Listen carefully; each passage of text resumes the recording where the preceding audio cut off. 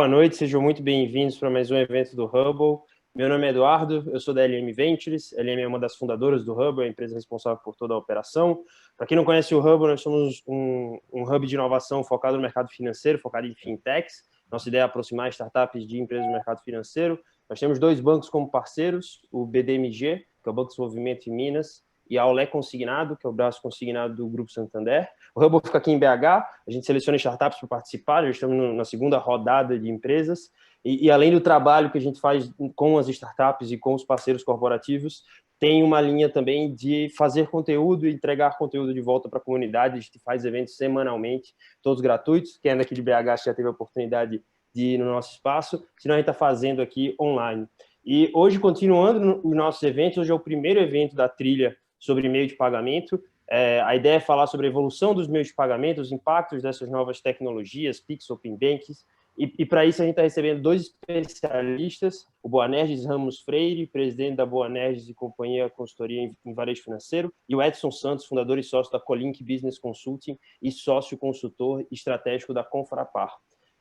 Muito, senhores, é um prazerzaço receber vocês. A gente estava batendo papo aqui no início, acho que vai ser muito legal a conversa. Vocês são duas visões que acho que se completam, né? Até experiências que se completam. Então, para começar, eu vou trazer vocês para se apresentarem. Boanerges, queria te chamar para a conversa, além da empresa, da consultoria de trabalho. Vocês acabaram de lançar um estudo muito interessante falando sobre pagamentos instantâneos. A gente vai falar bastante sobre ele mais à frente, mas queria te trazer aqui para a conversa, pedir para você se apresentar, falar rapidinho sobre você e dar uma boa noite aí para o pessoal. Muito obrigado pela presença.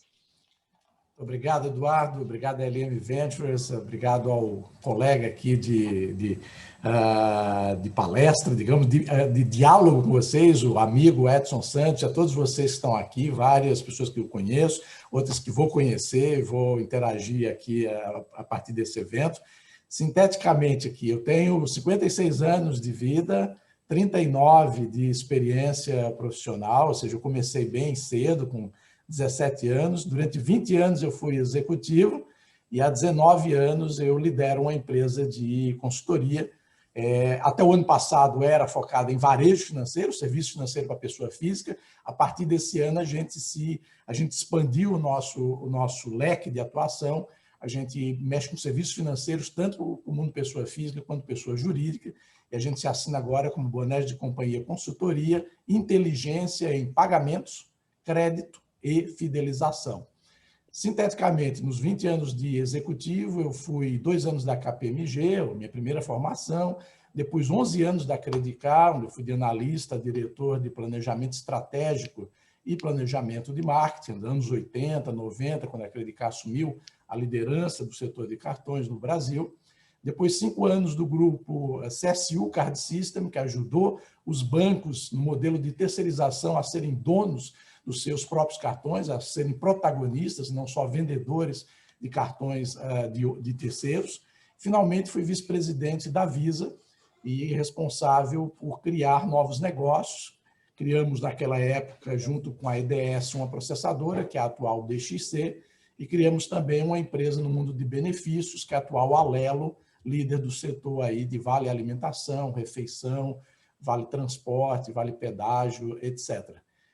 Então é isso, sou um executivo desse setor, desse mundo, fui executivo, aliás, sou consultor por opção e por prazer, e estamos aqui para compartilhar algumas visões, ideias, e principalmente para aprendermos juntos. Sou um eterno aprendiz. Perfeito, muitíssimo obrigado. Edson, queria te chamar também para a conversa. Edson, como a gente estava falando antes, autor de 2 livros. O segundo, o Payments 4.0, as forças que estão transformando o mercado financeiro, mercado brasileiro, desculpa, está já na gráfica, né? Deve estar saindo em pouco tempo. Especialista também em meio de pagamento, mais de 20 anos de mercado, trabalha como um mini venture capital aí. Edson, queria te chamar para a conversa também, falar um pouquinho sobre você e dar uma boa noite, pessoal. Boa noite, gente. Primeiro, muito obrigado pelo convite. É um prazer estar aqui com vocês, principalmente dividir o espaço com o Boanerges, é um amigão, amigo e parceiro de longa data. Você já falou tudo, mas resumidamente, eu estou na minha 4ª carreira. A maior delas foi como CFO, mas em 2000 eu entrei no mundo de pagamento, portanto, tenho um pouquinho mais que 21 anos de experiência em meio de pagamento.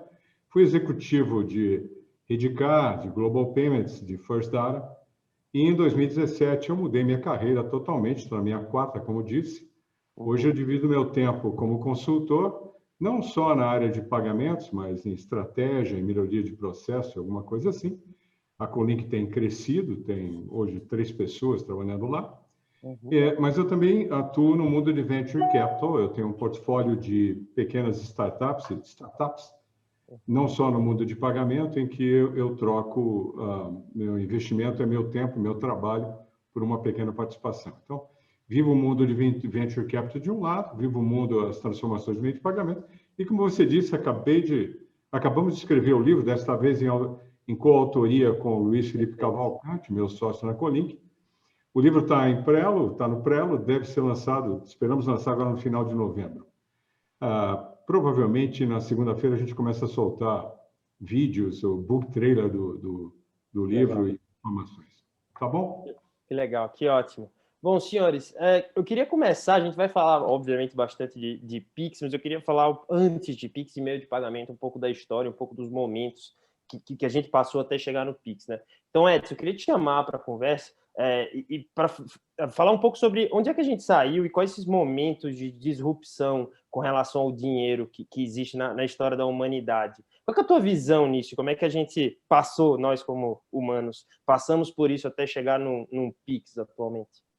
Cara, esse é o meu primeiro livro, do escambo à inclusão financeira. Não vai dar para resumir ele inteiro, mas dá para mencionar alguma coisa. Por exemplo, eu prefiro a história dos cartões começa com cartões de loja, já na década de 40, mas ela se concretiza, de fato, do jeito que a gente conhece, na década de 50, com a criação do Diners. Claro, tem historiadores que contam a história diferente, mas o Diners tem uma história muitíssimo interessante, porque até então você tinha cartões que eram utilizados em lojas específicas. Portanto, um bom consumidor poderia ter na sua carteira diversos cartões que seriam utilizados, cada um em sua loja específica. O Diners entra aqui e cria um cartão que é aceito por várias lojas diferentes. No começo, restaurantes de Nova York, e depois se amplia. Então, ele modifica e cria o uso genérico dos cartões. A partir dali, os bancos começam, final da década de 50, começam a entender crédito através do... Dar crédito sem ter uma garantia era algo que os bancos tinham muita dificuldade.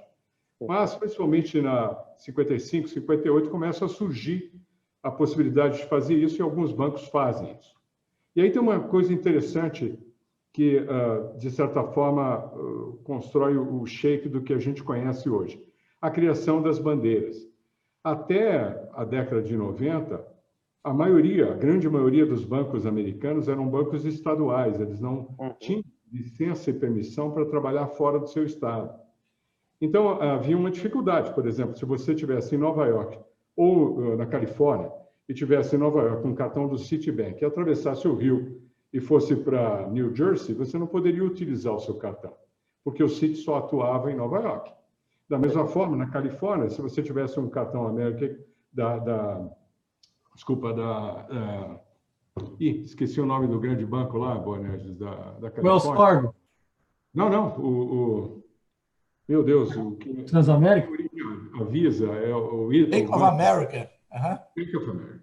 Então, se você tivesse um cartão Bank of America e fosse para Nevada, acabou, você não ia poder utilizar. Então, aí no final, surge uma associação de bancos. Primeiro, pela nossa análise, primeiro surge em Buffalo. E se chamava ICA, Interbank Card Association, que depois adquire se junta com outro grupo de bancos, chamado Mastercard, e lá em 1979 troca o nome para Mastercard. Então, aí você passa a conhecer exatamente a bandeira. Ela nasce lá em Buffalo com o nome ICA. Do outro lado, o Bank of America cria uma franquia da sua plataforma de cartões e essa franquia passa a ter algumas dificuldades e um cara fantástico chamado Dee Hook acaba juntando esses franqueados e cria uma associação chamada NBI, que depois, em 73, adota o nome Visa.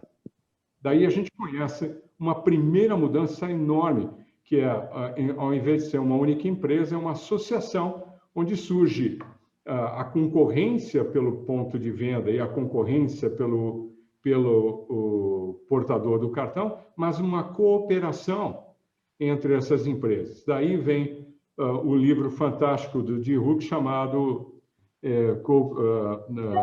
O Nascimento da Era Caórdica. Exato, Boné. Está vendo como a gente se complementa? Ó? Perfeito. Muito. Esse livro é ótimo, é fantástico, e ele nos ensina bastante sobre essa cooperação ou competition, cooperação e concorrência ao mesmo tempo. Essa, então, é uma grande inovação que você passa a experimentar, e na década de 70 explode o uso de cartões no mundo inteiro. Eu acho que depois disso, a gente, na própria década de 70, começa a experimentar a captura eletrônica, porque até no Brasil, até a década de 90, e nos Estados Unidos até a década de 70, o que você tinha era captura manual. Muitos daqui presentes que conhecem ou se lembram do Reco-Reco, o Mata-Pulga, tinha vários apelidos, aquela maquininha que você preenchia e obtinha uma autorização no telefone. Aí surge a captura eletrônica, é uma mudança significativa. Aí os computadores começam a ter capacidade de processar isso de forma mais interessante. E, como estávamos conversando um pouco antes de você abrir, no final da década de 90, comecinho de 2000, empresas como PayPal surgem com uma ideia de trazer o meio de pagamento para o e-commerce de uma forma em que você cria o trust, cria confiança em quem está vendendo e quem está comprando. E, a partir dali, surgem diversas outras empresas que se parecem com o PayPal e o comércio eletrônico começa a tomar uma nova forma. Essas são as principais, talvez, mudanças que a gente viu, né? Claro, mais recentemente, principalmente no Brasil, nós temos um parque de POS totalmente capacitado para receber transações com cartões inteligentes, cartões com chip. O chip é uma inovação. Na verdade, o próprio cartão inteligente, o chip, ele é uma tecnologia da década de 80, na verdade, mas o seu uso em meios de pagamento se dá muito mais a partir do final dos anos 90, começo dos anos 2000, e no Brasil explode bastante com o uso dos cartões a partir de 2006, 2007. Eu acho que essas são as principais inovações. A gente pode muito depois legal. Perfeito. Bonetti, trazendo para o papo, a gente vai falar mais do artigo que vocês fizeram sobre pagamento instantâneo um pouco mais à frente, mas lá acho que um ponto foi muito interessante, era falando sobre a questão do cartão, né? O cartão foi criado na década de 50 e levou quase 70 anos para se igualar e superar o dinheiro. E aí, isso foi o ponto que vocês trouxeram. E aí, olhando para esse lado de pagamento, eu queria discutir um pouco sobre essas inovações, como a gente estava falando um pouco mais cedo, né? É correto dizer que cartão de crédito foi a última grande inovação que teve em pagamento? Qual foram as outras inovações assim, que tiveram e que impactam as nossas vidas de forma relevante? Que a impressão que eu tenho, às vezes, é que teve o cartão e agora está tendo o Pix, não teve nada no meio. Está correta essa minha visão? Acho que não. O Edson já balançou a cabeça. Eu vi. Acho que é um processo, né? É um processo evolutivo. E, primeiro, acho que a gente tem que considerar que tecnologias que aceleram processos, que melhoram, ou mesmo que criam a possibilidade de novos instrumentos aí de solução, em geral, e particularmente para o mundo de pagamentos, elas foram surgindo ao longo desse período inteiro. Só para mencionar aqui uma mudança, agora não é só a tecnologia que é base para a inovação, né? Também são mudanças de modelos de negócio, mudanças de processos, mudanças de abordagem, quer dizer, há vários elementos aqui que compõem o quadro da inovação. Mas só assim para responder pontualmente a tua questão. Cartão de crédito, ou a concepção de cartão de crédito é algo vivo, é algo que continua existindo, a gente continua, inclusive, chamando dessa maneira, e vai continuar chamando muito tempo de cartão, um negócio que não tem mais nada a ver com um pedaço de plástico, só com a identificação em relevo, que funcionava de maneira manual, etc., em relação ao que a gente já vai ter hoje, e caminhando cada vez mais para um instrumento é cada vez mais mobile. Essa é uma mudança profunda de inovação. Se você olhar para a China, por exemplo, ele quase pulou totalmente esse mundo do plástico. Se você olhar para a África, também pulou do dinheiro vivo direto para soluções mobile, no celular ou em outros devices, em outros gadgets e tal. Mas, enfim, e não para por aí, porque eu acho que o processo é contínuo, né? E esses meios, na realidade, vão sempre sendo modificados. Hoje mesmo a gente já está vendo pagamentos, a gente pode chamá-los de invisíveis, né? De pagamentos desmaterializados, onde você entra no Uber, sai do Uber e não põe a mão na carteira, não digita nenhuma senha, e aquilo está pago. Isso é uma maneira nova de pagar. A base lá foi um cartão de crédito que você cadastrou, a base pode ser daqui para frente uma conta que você tem ligada ao Pix, eventualmente, sim, mas a forma como se deu a solução de pagar foi completamente diferente. E olha que a gente está falando aqui de exemplos do mundo de pessoa física. Se a gente for falar do mundo de pessoa jurídica, tem um mundo de coisas para evoluir ainda, e certamente aqui no nosso papo, mais na frente, a gente vai detalhar um pouco mais das imensas oportunidades que tem em modificar, em ampliar, em expandir e em, no mínimo, trazer para hoje processos de pagamento que estão pelo menos uns 10 anos defasados no mundo de pessoa jurídica comparado ao mundo de pessoa física. Então, é um mundo de inovações. Se quiser participar de um segmento onde a inovação é a palavra de ordem, é a realidade, nunca se acomodar, nem no meio da pandemia, é esse segmento aqui de serviços financeiros, que envolve pagamentos, mas envolve também investimentos, crédito, seguros, envolve, permeando tudo isso, relacionamento, gestão de relacionamento. O Edson quer comentar. Diga aí, Edson. A gente tem o hábito de olhar para pagamento sempre do ponto de vista do consumidor comprando serviço ou produto no varejo. E o Bonerges bem disse, é muito mais do que isso. Até alguns anos atrás, talvez uns 3 ou 4 anos atrás, se me perguntasse sobre pagamento, eu diria que tem 3 formas de pagar. Uma que eu compro agora e pago depois, que é a mais utilizada, principalmente no Brasil, que é o cartão de crédito. E por que é mais utilizada? Principalmente porque nós vivemos décadas sobre alta inflação. Nós vivemos sobre hiperinflação por muito tempo e pagar depois e comprar agora é uma diferença enorme ainda no nosso mindset inflacionário. O outro é pagar agora e comprar agora, que é o cartão de débito. Ele surge muito mais a partir do ano 2000, 90 e alguma coisa, 2000. Veja, antes disso não existia o cartão de débito por aqui. E o último, que agora talvez não faça sentido falar assim, mas era pagar agora e comprar depois, que é o cartão pré-pago, né? O cartão pré-pago se mistura com a sua carteira por conta da própria tecnologia. Então, colocar dinheiro na sua carteira para sair e pagar depois é parecido com um cartão pré-pago, né? Ou a sua carteira eletrônica. Você carrega ela com dinheiro e sai utilizando no seu dia a dia. Então, algum tempo atrás, faz sentido mostrar essas 3 formas de pagar. Hoje, não faz mais. Não faz mais sentido, e como o Bonerges bem disse, há uma desmaterialização, uma digitalização e desmaterialização dos processos de pagamento. Consequentemente, alterando no futuro totalmente a indústria que a gente conhece hoje. Eu queria puxar uma confusão aí.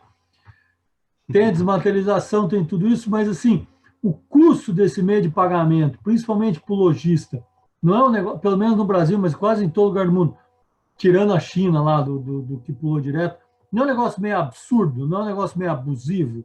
Quer dizer, você vê aí essas empresas que vocês mesmos citaram e trabalharam, e algumas outras, dá exemplo, sei lá, uma Cielo da vida. Quer dizer, o cara monta uma padaria, ele faz o pão, ele faz o negócio todo para ter uma margem, sei lá, de 10%, e daí ele deixa 5% no meio de pagamento. Esse troço não é um negócio meio torto? Desculpa, você acha que faz sentido? Como é que é a visão de vocês em relação a isso? E será que isso não é um dos principais atravancamentos para esse B2B?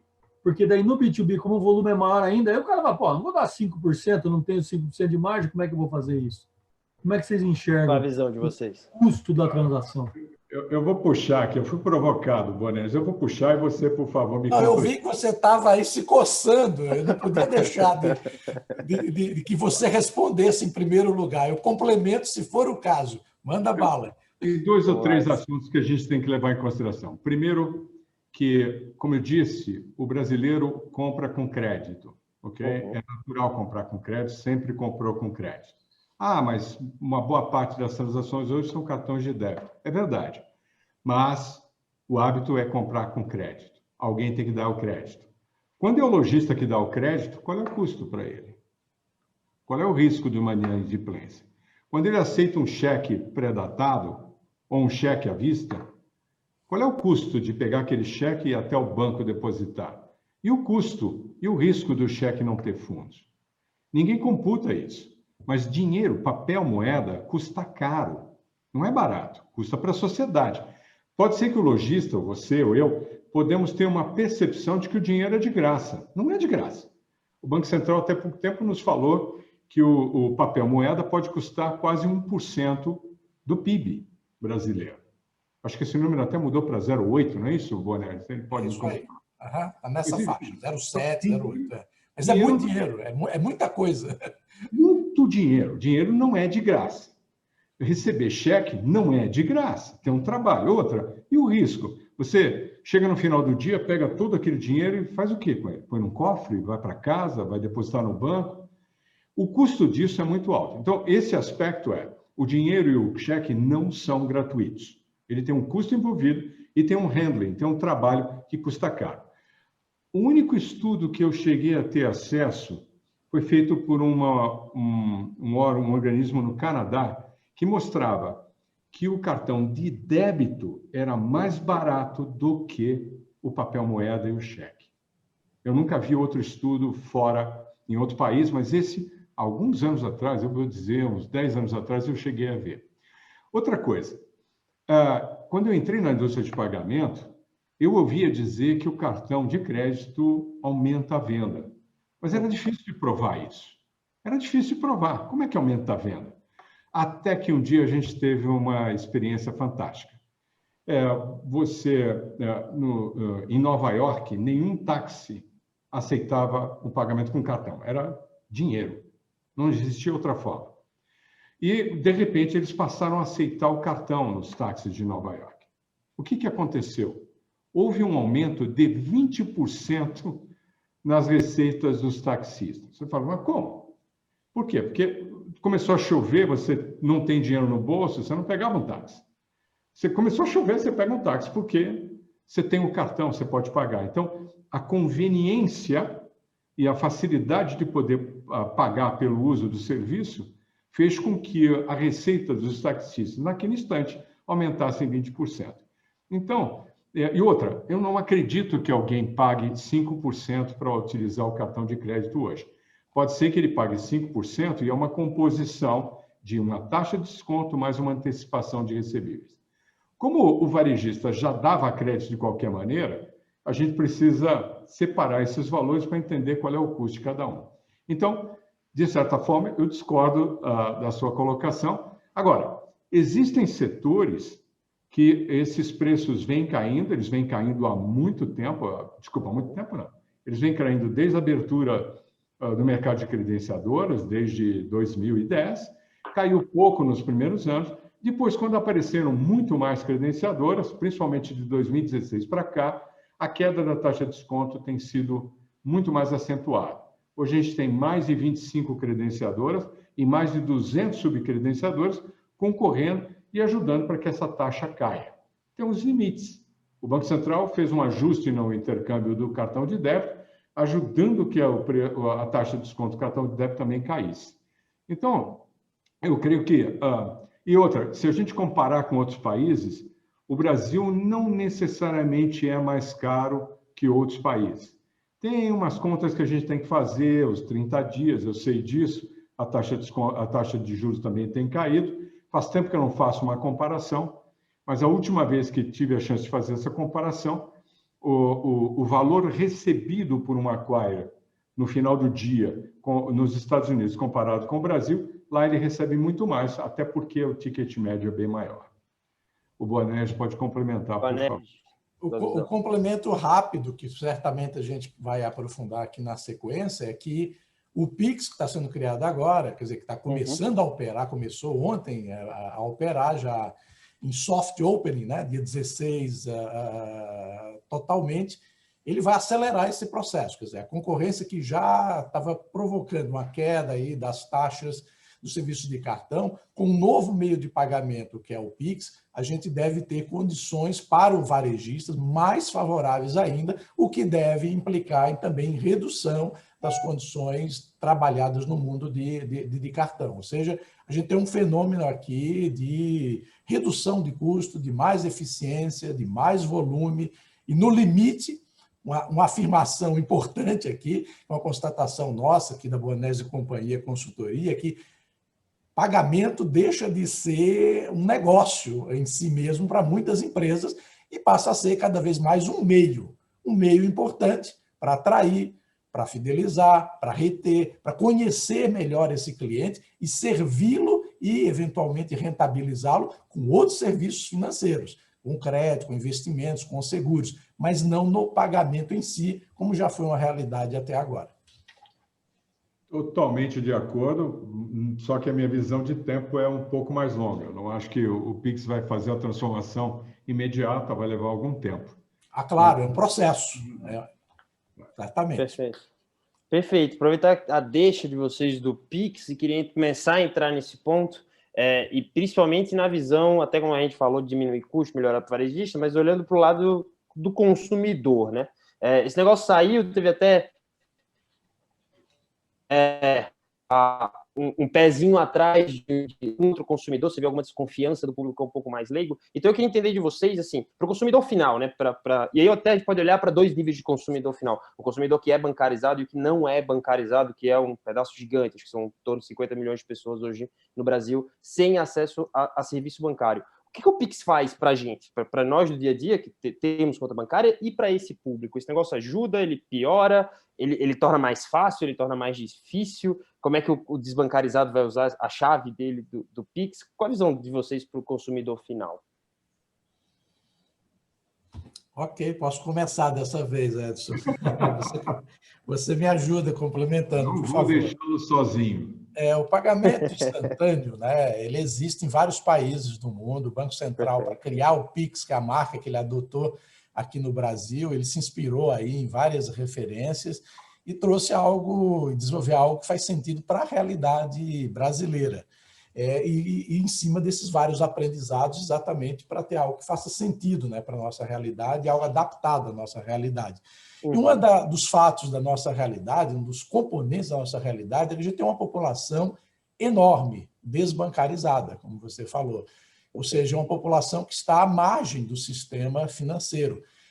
Fica maior ainda essa população se a gente somar aos subbancarizados, aqueles que, na realidade, têm uma conta corrente, ou eventualmente uma conta de poupança, uma conta para receber só os vencimentos da aposentadoria, etc., e que vão lá e sacam todo o dinheiro, etc., e que não usam isso efetivamente. Então, bancarização para valer é algo pequeno ainda no Brasil, né? Não basta olhar só a quantidade total de pessoas que têm relacionamento com algum banco, com algum serviço financeiro.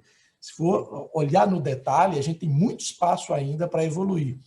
E o Pix, sendo um instrumento de pagamento, que primeira característica dele, né, extremamente democrático, ou seja, que promove a inclusão financeira, promove a entrada, a inclusão de pessoas que estão fora do sistema financeiro, pode ter um papel aqui decisivo em fazer avançar, em ser uma porta de entrada para muita gente que hoje não tem conta em banco, ou mesmo não tem uma conta digital, ou mesmo não tem um cartão, seja de loja, ou um cartão de crédito pleno, etc., porque sente que não é para ele, ou porque não está disposto a assumir aqueles custos, ou não tem condição mesmo de assumir os custos dos instrumentos de pagamento hoje existentes. Então, o Pix tem um papel importantíssimo, primeiro, nessa inclusão financeira, nessa democratização do acesso. Além disso, ele traz muita eficiência, né? Ele traz reduções de custo enormes e ele tem um funcionamento que é 24 horas por dia, 7 dias por semana, o que supera muito, de longe, uma série de outros serviços de pagamentos existentes hoje que tem essa barreira de horários restritos, horários bancários, limites de valor, etc. O Pix também terá, eventualmente, as suas restrições de valor por uma questão de controle, de risco, de fraude, prevenção à fraude, etc. Mas ele terá um papel fundamental aí de estender, né, e de dar uma nova dimensão para uma forma de pagar fácil, ágil, simples, acessível, disponível no celular e muito barato. Na realidade, gratuito para a pessoa física, que é uma coisa realmente por desenho do Banco Central, exatamente para favorecer a inclusão, e muito barato para o varejista ou para outros agentes que estão pagando e recebendo.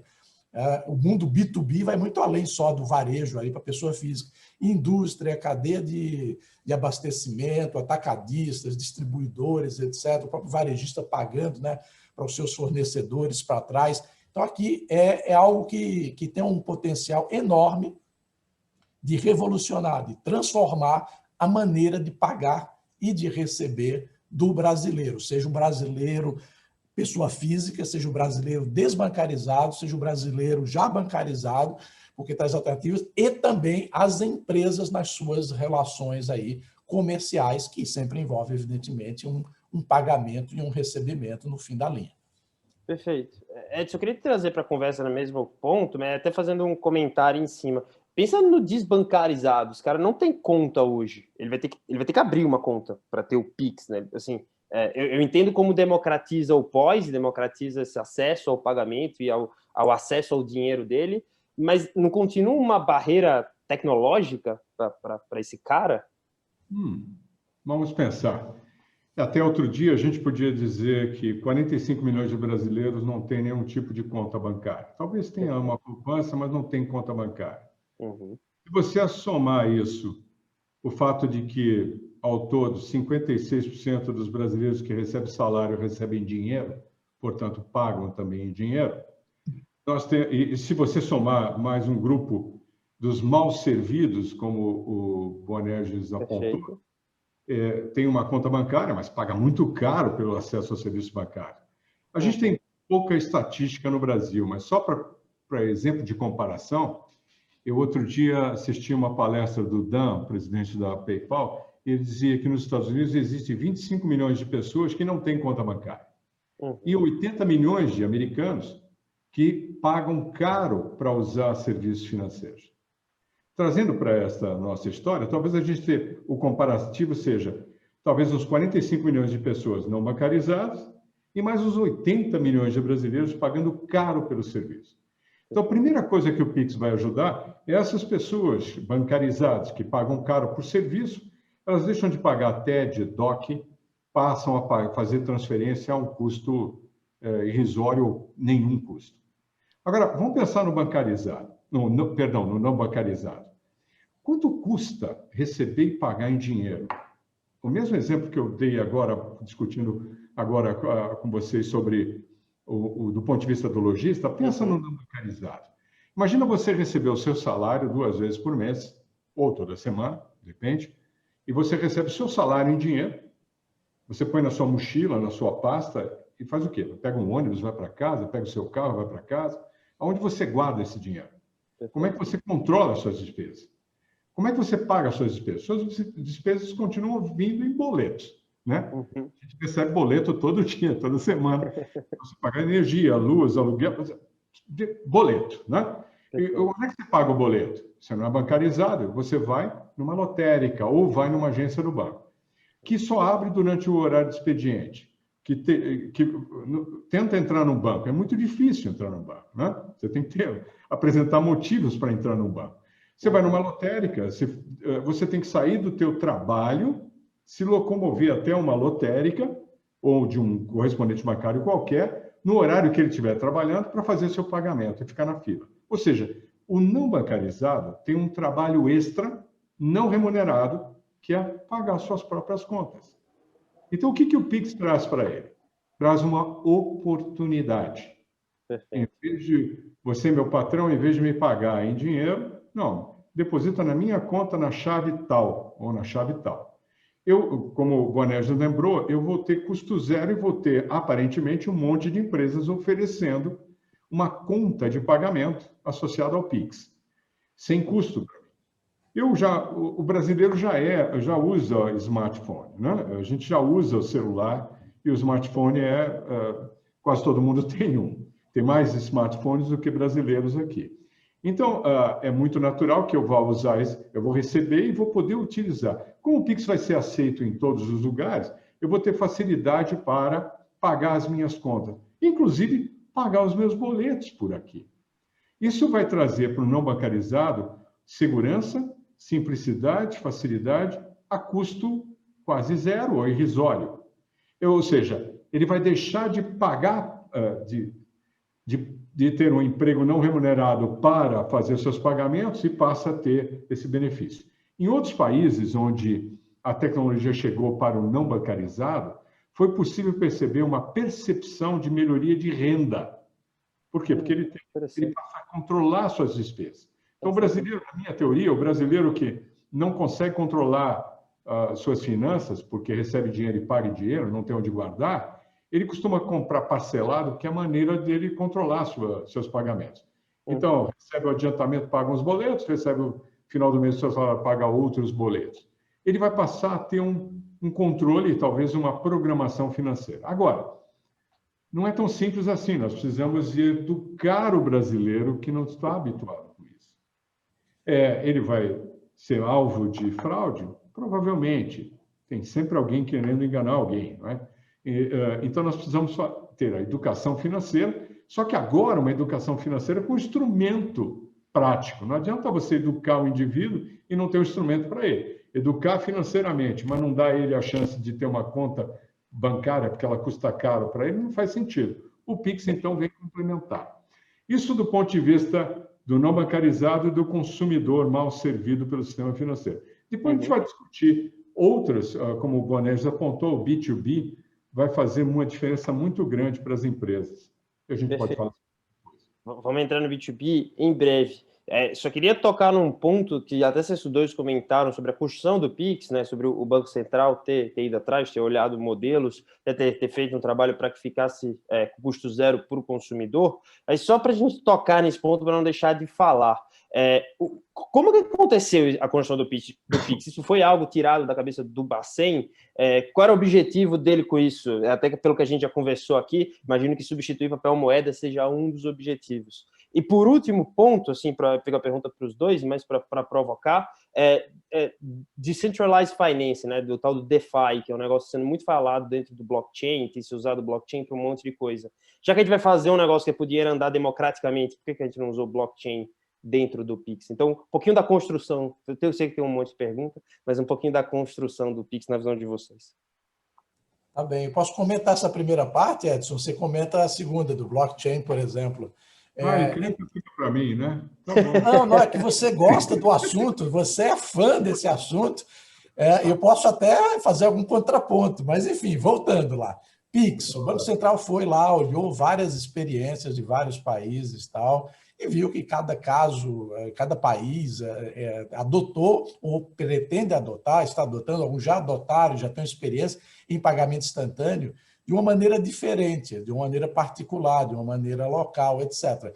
Uma coisa que, para dar um exemplo assim, evidente de coisas que o Banco Central viu e falou, isso eu não quero, porque acho que não faz sentido. O que ele viu na China, duas empresas que, na realidade, dominam o processo, né? Você tem o WeChat de um lado, você tem o mundo aqui do outro lado do Alipay, né? Do Alibaba, que dominam esse processo, não só do pagamento. O pagamento é uma parte de um ecossistema gigantesco aqui de serviços, né? Serviços digitais, serviços físicos, serviços de e-commerce, serviços de troca de mensagens, etc. Um ecossistema gigantesco, são os famosos super apps, né? Os super aplicativos, etc.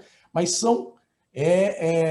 eles são dominantes, né? De um lado e do outro, ou seja, não entra outra empresa, ou qualquer um que tente tem dificuldade, porque eles já são gigantescos, e eles não são interoperáveis, eles não falam entre si, você precisa ter os dois. Você varejista vendendo, você consumidor pagando, tem que ter os dois, porque eles não conversam entre si, não ligam. Então, esse é um exemplo claro que o Banco Central viu isso e falou, isso não faz sentido no Brasil. No Brasil, a gente pode ter e deve ter um sistema totalmente interoperável. Qualquer agente dessa cadeia se conecta e pode pagar, originar um pagamento e ter um recebimento do outro lado de qualquer uma dessas pontas. Então, um sistema aberto, um sistema que se cruza, interoperável, um sistema muito mais saudável nesse sentido, menos restrito, etc.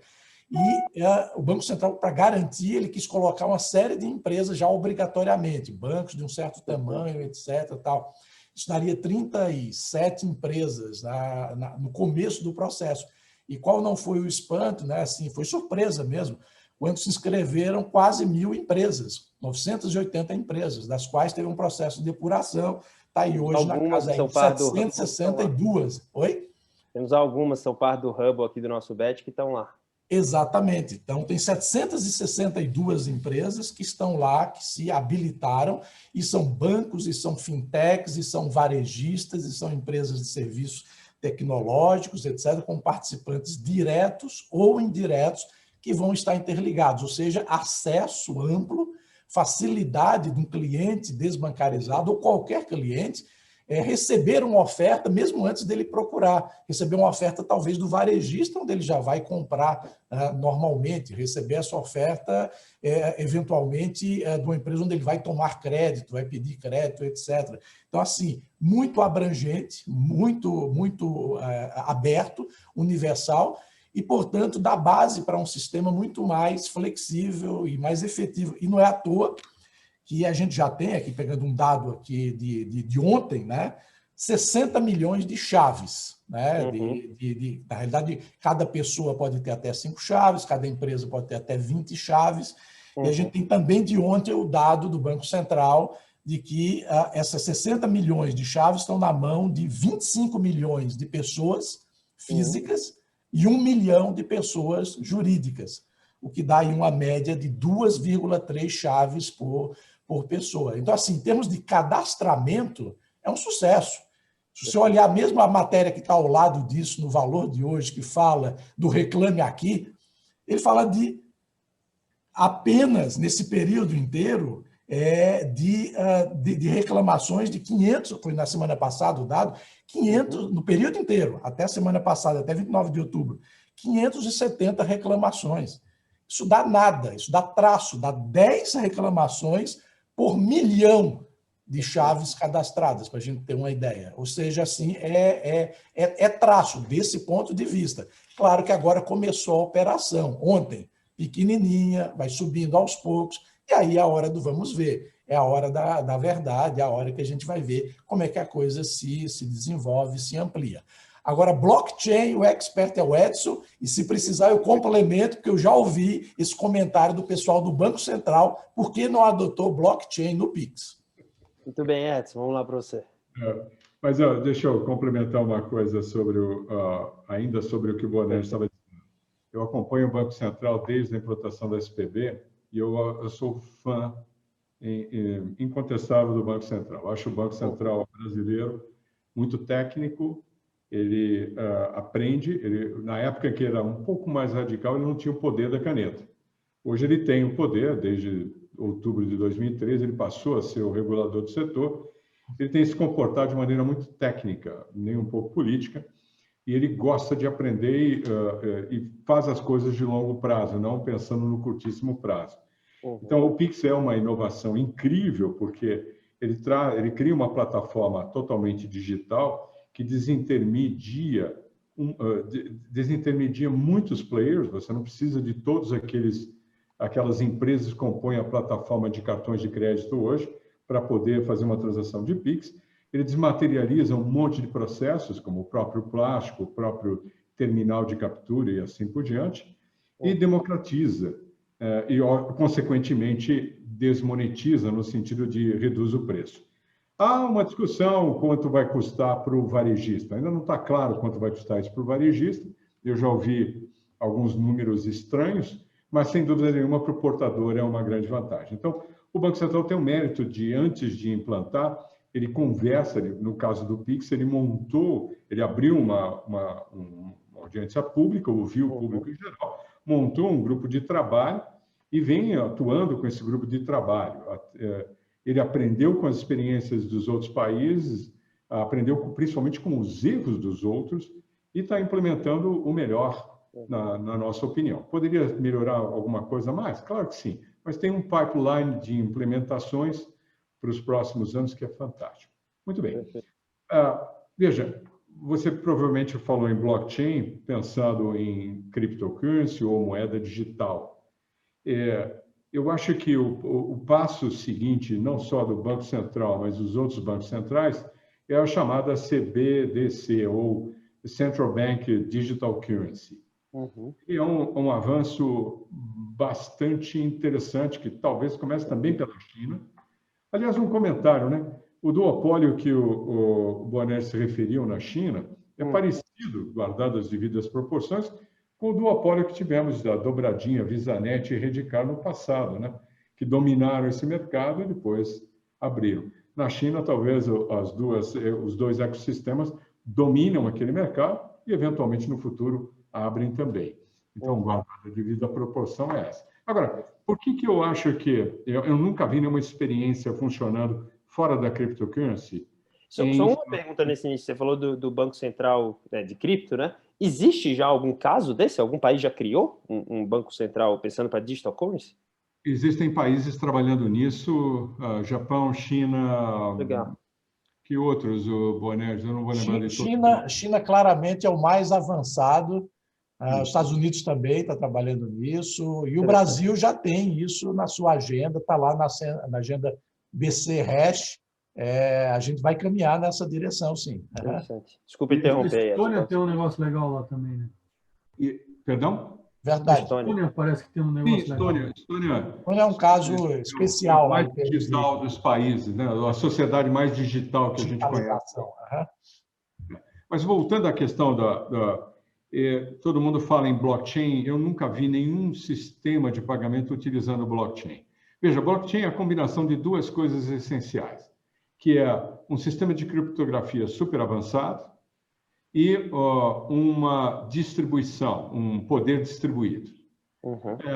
Para funcionar, uma moeda funcionar com tecnologia blockchain, ela precisa constituir ou mineradores que fazem a prova, que comprovam que determinada transação ocorreu e registram essa ocorrência dentro do bloco, ou outra forma de prova de conceito ou de prova de trabalho que você insere a transação no bloco. Então, a grande vantagem do blockchain é você ter uma contabilidade distribuída, registrada publicamente e que todo mundo pode ter acesso e que dificilmente você consegue alterar o registro, a não ser que você convença mais da metade de todos que estão lá. Então, eu estou simplificando uma tecnologia meio chata de explicar, tá? Então, como é que você faria isso com o Pix? Olha, você não precisa do registro distribuído. O registro não vai trazer nenhuma grande vantagem. Você instituiu já está instituída as instituições de pagamento, os próprios bancos, os participantes e até o iniciador de pagamento. Eles já têm uma autorização e tem um sistema. E a transação é feita num único sistema liquidante, não distribuído. E lá você tem uma plataforma totalmente digital em que a grande vantagem é a interoperabilidade entre todos os players, fazendo com que, hoje não é possível, mas depois do Pix será, que qualquer conta, seja ela de pagamento ou uma conta bancária, seja operada. Ou seja, você pode transferir de um lado para o outro. Então, não faz sentido você pensar, na minha opinião, pensar o Pix com o blockchain. Agora, deixa isso de lado e vamos pensar num outro nível, que é o CBDC. Esse sim é a transformação da moeda controlada pelo Banco Central de forma digital. E aí a história muda completamente. Tá certo, Bruno? Perfeito, tá certíssimo. E é nessa direção que a gente está caminhando no Brasil e no resto do mundo, a ter moedas digitais emitidas e garantidas e geridas pela entidade oficial, entidade monetária, pelo Banco Central, autoridade, na realidade, monetária, né? Agora, o Banco Central, sim, falou no início, olha, analisei, sim, fez parte do meu roteiro, analisar a blockchain, quando eu estava planejando o Pix, e vi que não é necessário totalmente e não está maduro ainda o suficiente para ser adotado na configuração nesse momento. Então, foi isso que levou o Banco Central a abrir mão do blockchain, pelo menos nessa fase em que se encontra. Na realidade, aproveito para fazer um gancho aqui. O Banco Central propôs ao mercado criar a infraestrutura que dá base para o Pix.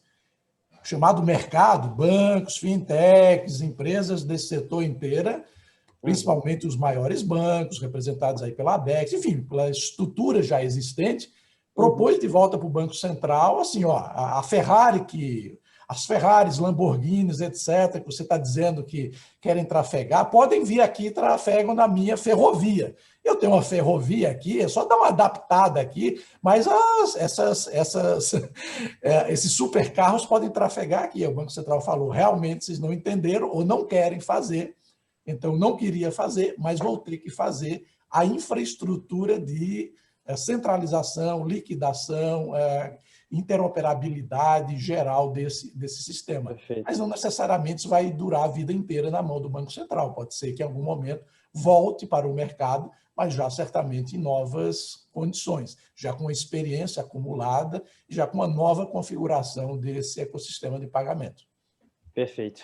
O pessoal que está acompanhando a gente aqui, tá? Só lembrando que quem tiver pergunta, quiser entender alguma coisa, é só mandar aqui no chat, a gente lê e faz para o Boanerges e para o Edson. E, senhores, eu queria entrar agora num ponto muito da competição que o Pix traz e das oportunidades que ele traz. Vocês já comentaram aí que eu acho muito legal que o meio de pagamento já foi um grande negócio, hoje não é mais, né? Então eu queria entender de vocês o que isso impacta, o que são os 5 grandes bancos que nós temos, os grandes acquirers que nós temos, isso ameaça as receitas dos bancos e que tipos de oportunidades vocês veem para outros bancos menores e principalmente para as fintechs. E aí entrando nesse ponto que no nosso papo anterior que eu achei muito legal, que foi esses pagamentos B2B, que é um negócio que ninguém olha, assim, que ninguém olha, mas até falo conversando com vocês, as pessoas olham pouco, né? A gente pensa muito no pagamento da padaria e esquece que as empresas pagam fornecedores diariamente e diferente de nós, pessoas físicas, eles não pagam no crédito, né? Eles pagam, fazem lá a transferência. Então, como é que vocês veem essa parte de competição, esse impacto nos grandes bancos,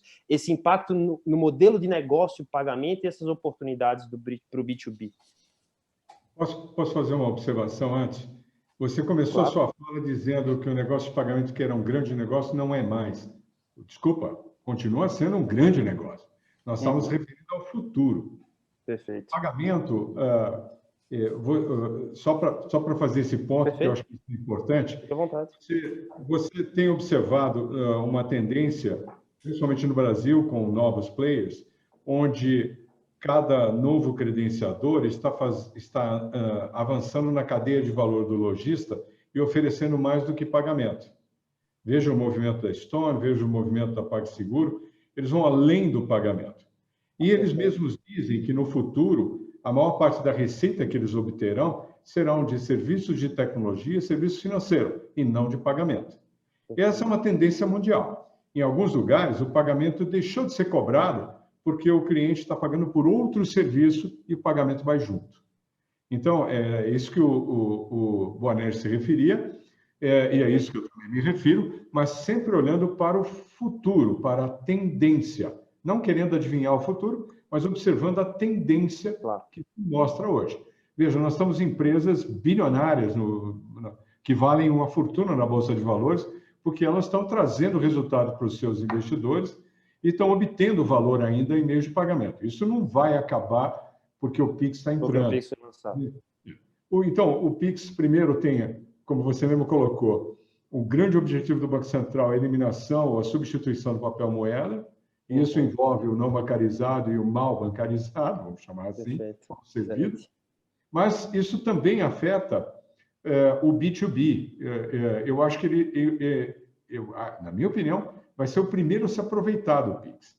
Então, uma empresa que emite um boleto, ou que faz TED, ou DOC, ou recebe através de TED, recebe não, mas que paga através de TED ou DOC, ou que emite um boleto para receber do seu cliente, ele vai ter um benefício, ele vai ter rapidamente a possibilidade de uma redução de custo enorme. Entenda uma coisa, todo meio de pagamento é um mercado de dois lados. Você tem quem paga, de um lado, que normalmente é o mais beneficiado, e quem recebe, o vendedor do produto ou serviço, que é quem paga a conta toda. E no meio, uma plataforma que gere ou que fornece esse serviço de pagamento. Muito bem. Como o dinheiro é recebido pelo credenciador, mas ele precisa remunerar todo mundo na cadeia, aqui dentro tem o que a gente chama de intercâmbio. Então, você recebe de um lado e paga do outro. Então, veja, quando você emite um boleto, você pagou para o banco, sei lá, vou chutar um número aqui, tá bom? Pagou R$5, R$4, R$3 para a emissão de um boleto, você paga esse banco pela emissão do boleto e esse banco paga a agência que recebeu o boleto, né? O sujeito foi lá e pagou na agência, por exemplo, Perfeito. Ou pagou na internet, sei lá. Aquela banco, aquela agência, aquele banco que recebeu o boleto, recebe deste aqui um intercâmbio, que já foi muito mais alto, já foi 95 centavos, hoje está em 50 centavos. No Pix não tem intercâmbio, por definição do Banco Central. Então, ele tirou este custo. Quando ele tira esse custo, começam a surgir as oportunidades. Outra, também ele é muito o custo de processamento do Pix, a liquidação do Pix, porque a infraestrutura é do Banco Central, é controlada por ela. E ele está dizendo que o Banco Central está dizendo que o custo é de alguns centavos lá na infraestrutura de liquidação. Então, você tem uma oportunidade de várias fintechs e outros bancos começarem a ofertar um tipo de boleto com custo muito mais baixo, porque não tem o intercâmbio e a liquidação é muito mais simples, eu não tenho que ter agência, eu não tenho que ter correspondente bancário, é muito mais simples. Então, começa por ali. Depois, TED DOC. Todo mundo que paga por TED DOC, mesmo que faça parte de um pacote, vai repensar esses custos e talvez vai se beneficiar de um custo mais baixo. Eu não sei qual é esse custo ainda. Eu ainda não ouvi nenhuma oferta de custo e as duas que eu ouvi até hoje de um presidente de uma grande rede de franquia, ele recebeu uma oferta por Pix a 1,2%.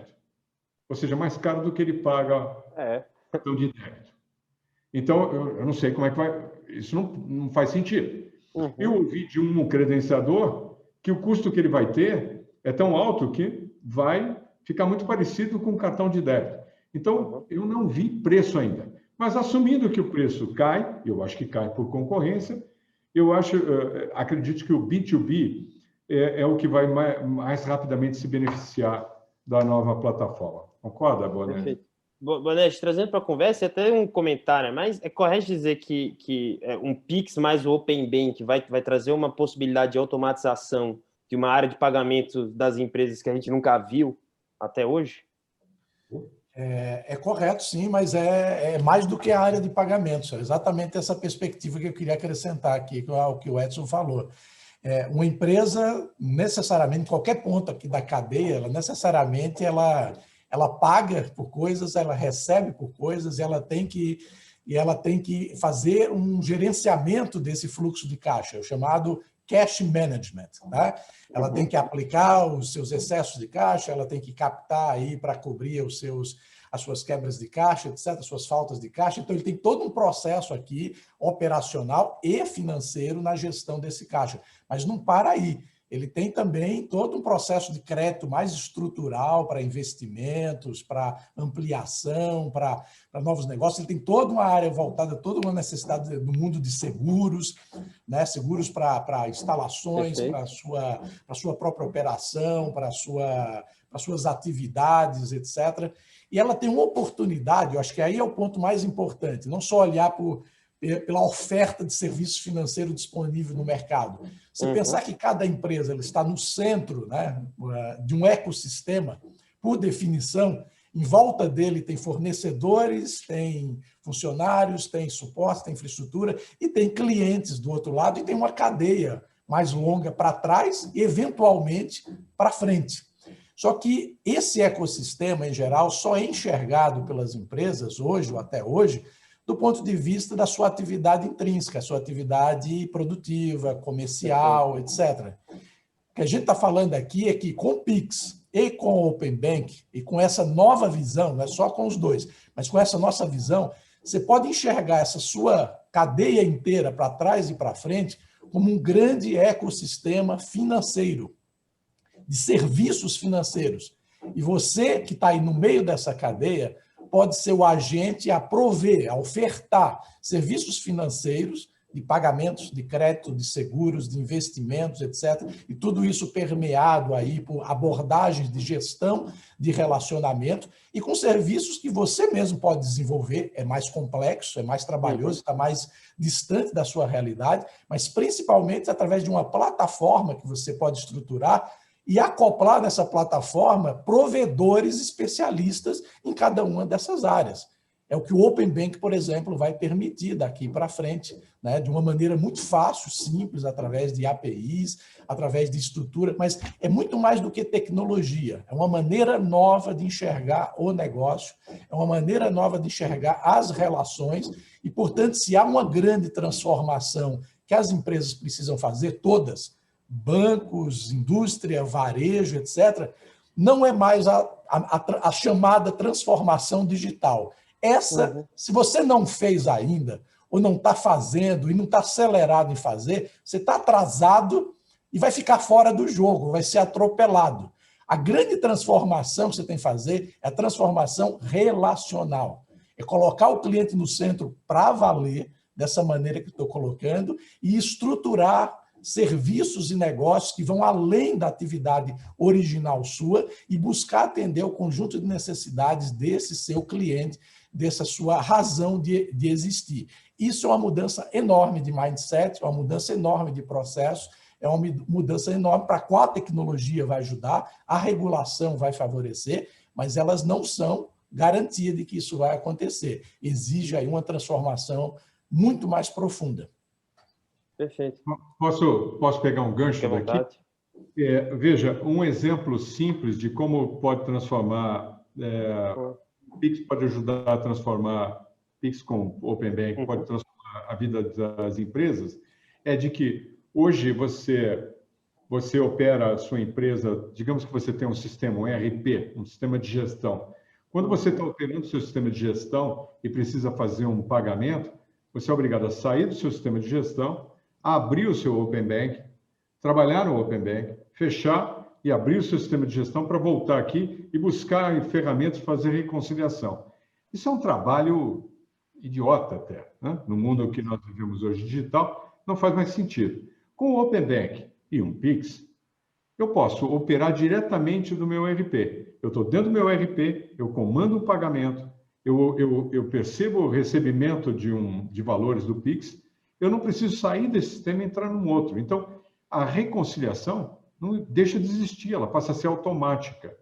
Eu estou enxergando o meu estoque, eu estou enxergando a minha venda, estou enxergando o meu recebimento, a minha tesouraria, estou enxergando meus pagamentos automaticamente e comandando tudo dentro de uma única ferramenta. De forma não financeira, teoricamente cuidando dessa parte financeira. Esta é a parte fácil da gente perceber. Legal. A gente fala de automação. Mas tem uma outra que pouca gente está falando a respeito.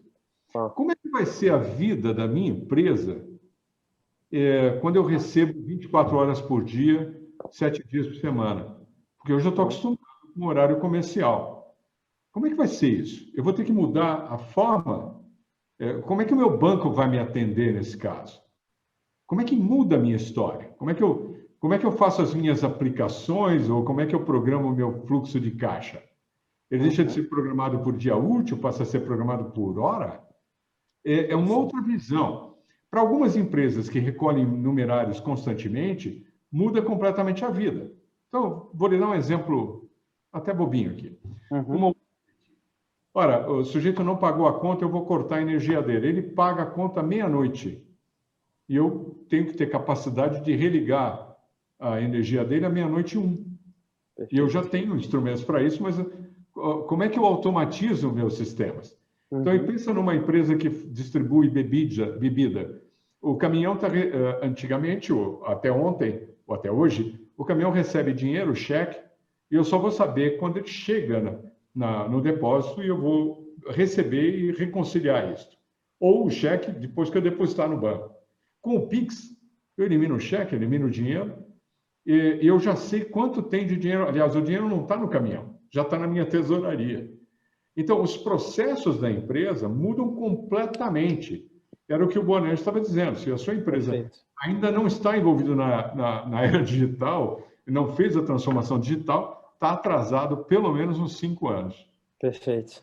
Excelente, senhores. Eu tenho algumas perguntas aqui que queria fazer para a gente não deixar o pessoal e a gente vai seguindo para o final. O Reginaldo fez uma aqui que eu achei muito legal, que ele pergunta para vocês como é que vocês enxergam o papel das bandeiras de cartão, já que a gente está andando para um lugar onde vai deixar de ter esse intermediário. Então, como é que vocês enxergam que vão ficar as bandeiras de cartão no futuro, médio e longo prazo? Olha, eles são os maiores impactados desse assunto em termos relativos, né? Assim, porque a bandeira foi criada para uma realidade do mundo de cartão. Então, dentro do mundo de cartão, ele continuará sendo indispensável, relevante, exatamente a zona, como o Edson descreveu lá historicamente, a zona de cooperação dentro de um mundo de competição.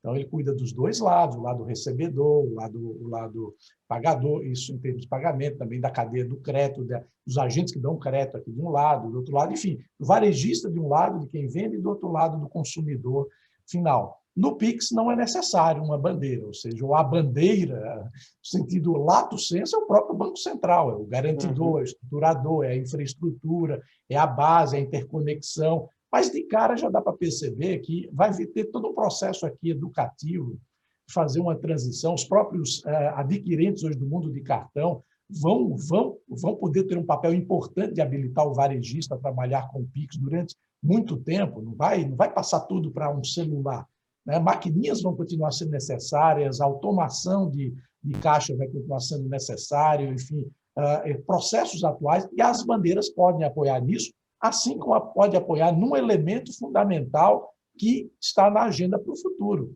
a possibilidade do uso do Pix no exterior, né? Não necessariamente precisa da bandeira, não é indispensável, mas facilitaria muito se as bandeiras enxergarem isso e adotarem e facilitarem esse processo desde já, né? Deixarem de ver isso como uma concorrência, como inimigo. Claro que ninguém fala isso explicitamente, mas veladamente a gente sabe que isso faz, porque serão afetadas, e passarem a trabalhar favoravelmente, se juntarem aos bancos, às fintechs, ao próprio Banco Central, nesse processo de transformação pelo qual o mercado está passando. E dá para a bandeira também pensar, bandeira do jeito que ela existe, pensar muito mais amplamente, de ir além do mundo do pagamento, pensar em outros serviços financeiros, pensar nesse sentido de ecossistema que a gente está aqui descrevendo, e que pode certamente ser capitaneado, orquestrado, acelerado, né, catalisado por uma bandeira, né, pelas bandeiras. Tal. Eles claramente poderiam ter esse papel de catalisador de transformações, se eles tiverem, eu acho que a coragem, a ousadia, né, de enxergar além de simplesmente proteger o mundo que eles dominaram até recentemente, até hoje. Edson, qual a tua visão das bandeiras nesse momento que está passando?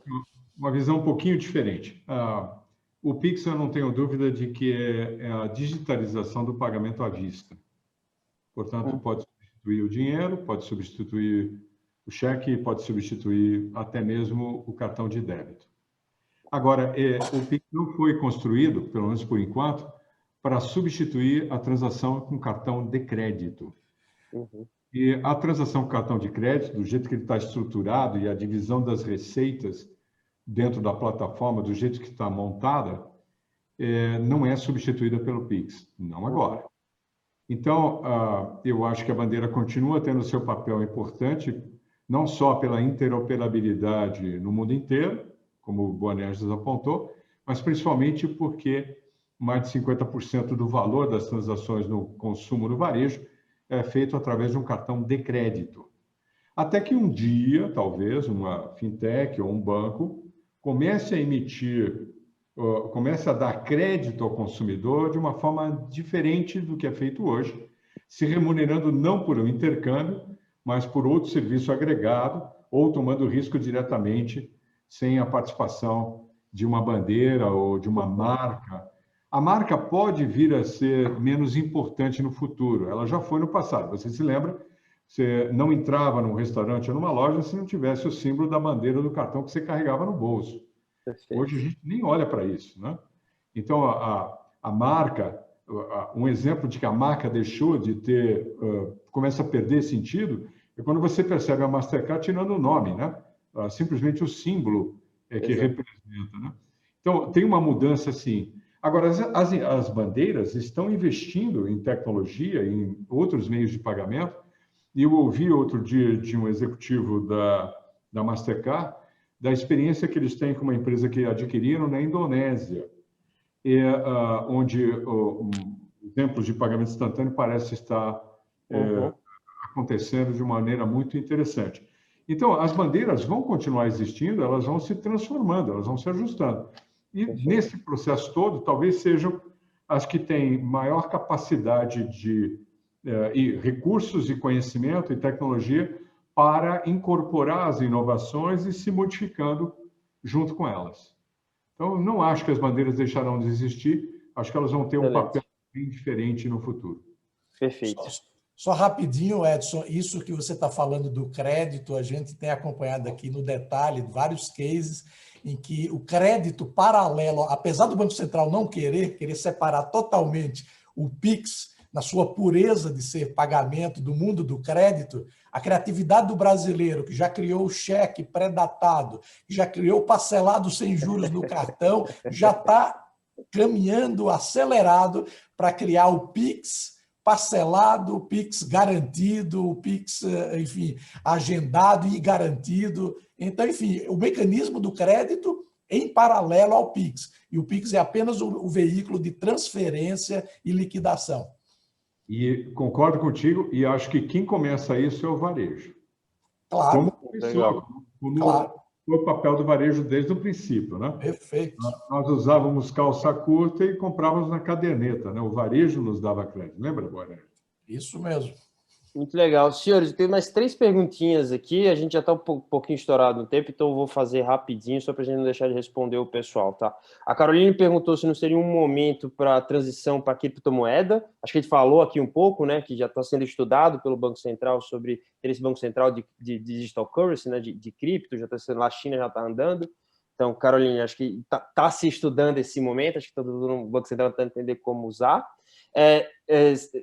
Boné, você falou sobre o parcelamento sem juros. O Saulo fez uma pergunta muito interessante. Ele falou sobre essa nova área, sobre toda essa nova competição para os bancos, né? Desde o Pix, bancos digitais, diminuição de tarifa. Se vocês enxergam que com essa diminuição dessas receitas que os bancos tinham, se uma mudança como o fim do parcelamento sem juros, se é algo que é tão inviável assim, ou se é algo que pode estar na visão dos bancões. Como é que vocês enxergam isso? Excelente questão. Muito Esse assunto é tão complexo, assim, ele é um nó górdio, né? Assim, é um nó tão bem dado que, pelo visto, só vai ser desatado realmente do jeito que o nó górdio foi, né? Com uma machadada, com uma espadada, etc., como fez o Alexandre. Então, assim, você sabe que a história do teto de taxa de juros lá foi aprovado no Senado, está no Congresso atualmente, não é o melhor caminho evidentemente, para lidar com esse assunto.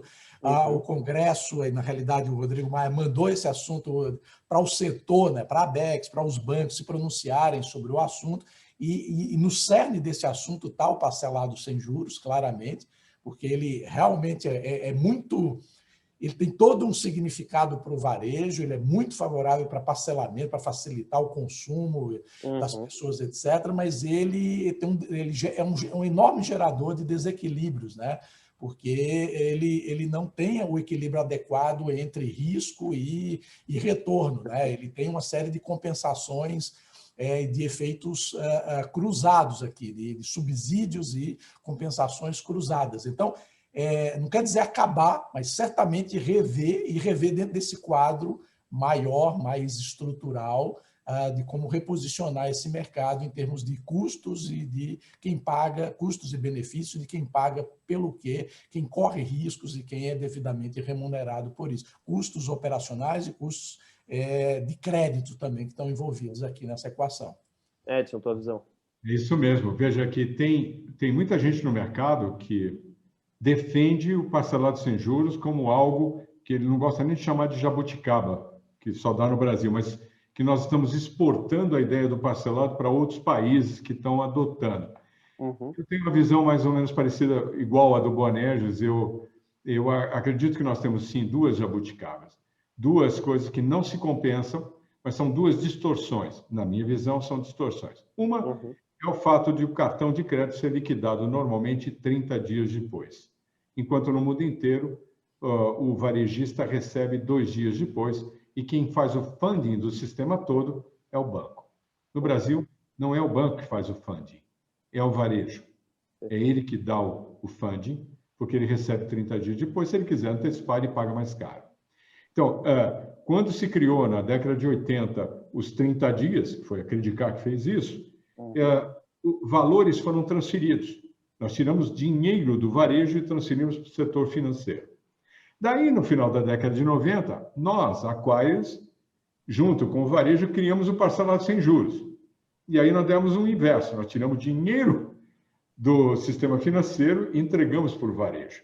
O varejo vende no parcelado e quem toma o risco é o banco. Ele tem uma remuneração de intercâmbio diferenciada, mas essa diferenciação só surgiu a partir de 2006. Antes disso, não tinha diferenciação.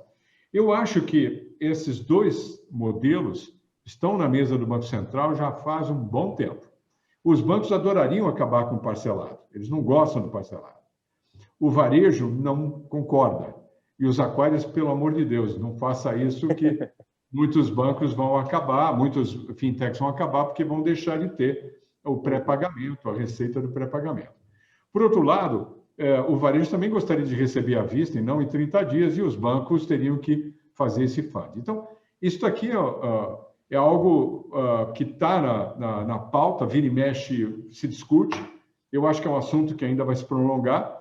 Eu acho que a única solução disso será a própria concorrência resolvendo essas questões até que ele deixe de ser importante.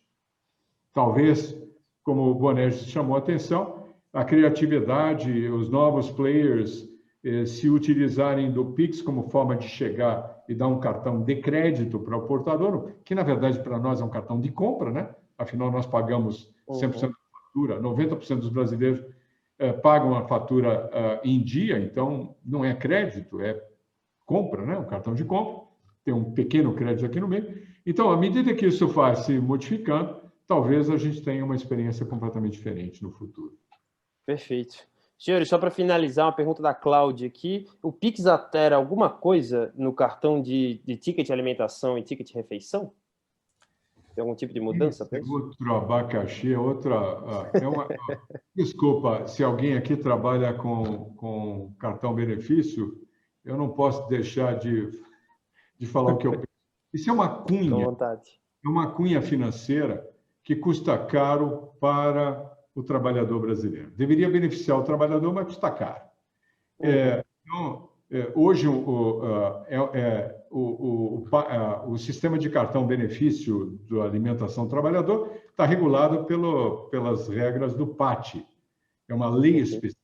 O Banco Central não tem nenhuma gestão sobre isso e nem quer se meter com esse assunto. Então, não tem a menor chance de haver mudança na regra. Agora, você poderia usar o sistema como forma de liquidação, talvez até melhorando o resultado dessas empresas na hora de fazer liquidação. Mas elas vão continuar cobrando as taxas que cobram, e não é 5% não, viu? É 7%, 6%. Não é isso, Boanerges? Esse é um mundo diferente, é um mundo de um ecossistema fechado, né? Porque o dinheiro já vem carimbado, né? Já foi em papel, né? Os vouchers, hoje é em cartão.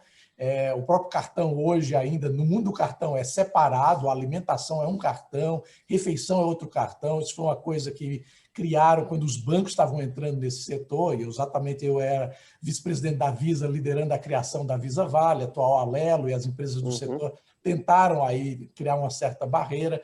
Hoje essa barreira também já não tem muito sentido, porque tudo está caminhando para mobile, né? E você tem todas as carteiras ali dentro do mobile. Mas, enfim, é bem provável que, não agora, não de imediato, porque há outros frontes mais importantes, mas que esses sistemas de closed loop, né, esses circuitos fechados, como é o caso do mundo de Vale Alimentação Refeição, que é regido pelo PAT, Programa de Alimentação do Trabalhador, e que é do Ministério do Ministério do Trabalho, né, que esse sistema, de alguma maneira, ao longo do tempo, se integre aos demais. Não faz sentido ele ficar também totalmente isolado, como um caso à parte, em relação a todos os outros mecanismos de pagamento. É que ele não é só um pagamento, ele, na realidade, é um programa que tem toda uma abordagem importante, social, econômica, e de favorecer o que ele se propõe, garantir uma alimentação saudável a esse trabalhador. E esse grande objetivo não foi atingido plenamente, mas sem ele seria muito pior. Alguns que defendem no outro extremo tudo virar dinheiro, entregar na mão da pessoa, vira salário e ele gasta em qualquer coisa e nem percebe e deixa de ter o significado que ele tem na sua origem. Mas ele também não está atendendo plenamente a sua razão de ser do jeito que ele está estruturado hoje. Exatamente. Perfeito. Bom, o pessoal que está acompanhando a gente aqui até agora, só agradecer, lembrando que o Hubble volta com esses eventos. Diga, Edson, por favor.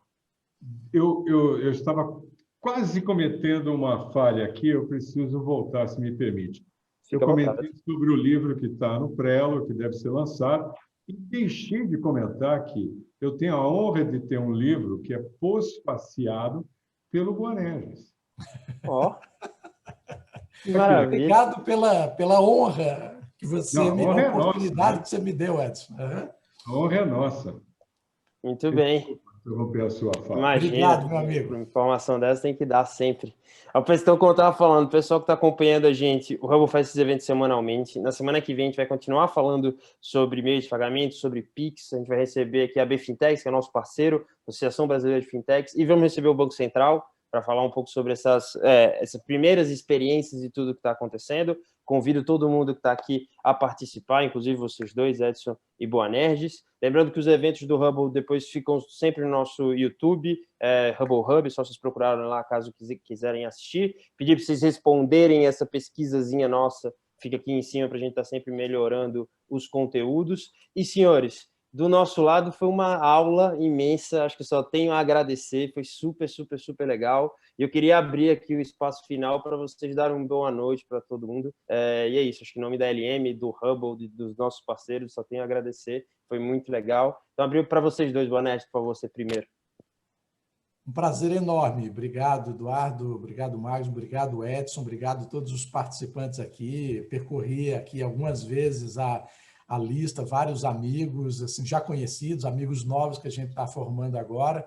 Prazer enorme a gente trocar ideias, a gente discutir sobre esses assuntos e lançar aí algumas visões, algumas questões, algumas oportunidades que vão além daquilo que se lê ou do que se ouve no dia a dia. Ou seja, nessas grandes transformações é que tem a oportunidade de ir além. Então, quem é empreendedor, quem é ousado, quem está também dentro de empresas estruturadas, pode talvez levar aí para as suas atividades alguns insights do que aproveitar com esse mundo novo aí que está em evolução e em explosão. Obrigado. Perfeito, muito obrigado, meu amigo. Edson, seu boa noite e também mesmo nosso agradecimento aqui. Edu, pessoal da LM Ventures, muito obrigado pelo convite. É sempre um prazer poder estar aqui falando sobre isso, principalmente com o meu amigo Boanerges. Obrigado, Boanerges, pela dobradinha. Agradecer a todos os participantes pelas perguntas, por estar aqui essa hora nos acompanhando. E se ficou alguma pergunta sem ser respondida, fique à vontade. Vocês podem me encontrar nas redes sociais, eu sou facinho. É só mandar uma perguntinha lá, a gente ajuda e responde, tá bom? Um abraço a todos e uma boa noite. Muito legal. Perfeito.